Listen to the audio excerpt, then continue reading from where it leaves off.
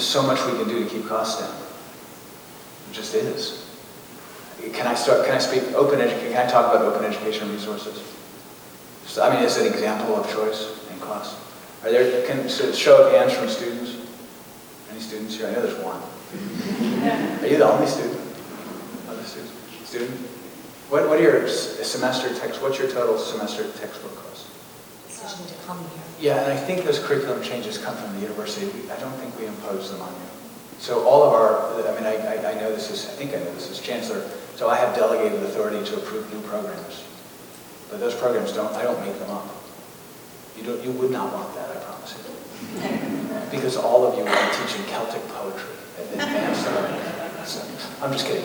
But I do think we have, I think there's probably more local control there. I mean, the TEOC, which is the transfer protocol, that's pretty static in my understanding. I think one of the challenges, and you've addressed some of them, is it's not always interpreted or implemented very well. East Stroudsburg is doing something really interesting with Northampton. You may be doing it here with your feeder community colleges, where they're actually putting advisors in Northampton, not in all areas, but in social sciences. So the students who start at Northampton and they want a social studies degree and they wanted to take them, I think it's social studies, and they wanted to take them to East Stroudsburg, hit the ground on day one with some real dynamic information from people who can help them determine the pathway that gets them there most efficiently. And the return that they're seeing, the students apparently are graduating at a 20% higher rate than native freshmen at ESU and higher than the average community college transfer, just because that pathway is clear from day one. Super interesting. And I know Westchester's doing a lot of interesting work with transfers as well. There's a lot we can do there. I mean, it really pissed me off. And Chris was on the phone too, so, sorry, your president. I mean, 22,000 students, why are we losing them? They should be ours. Now it's become personal.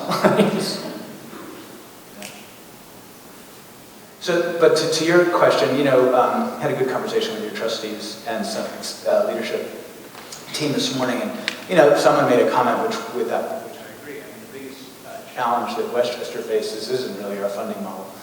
It's the financial unsustainability of several of our universities. Getting them onto a financial sustainable track is in the best interest of Westchester, actually in the best interest of all of us, and their students, and of course those institutions. That's the biggest thing we have to face. And I think we're well along the way. I mean, it's going to be tough, but the board passed a sustainability policy, at its board meeting a few weeks ago, and that policy gives the board some pretty significant authority to require,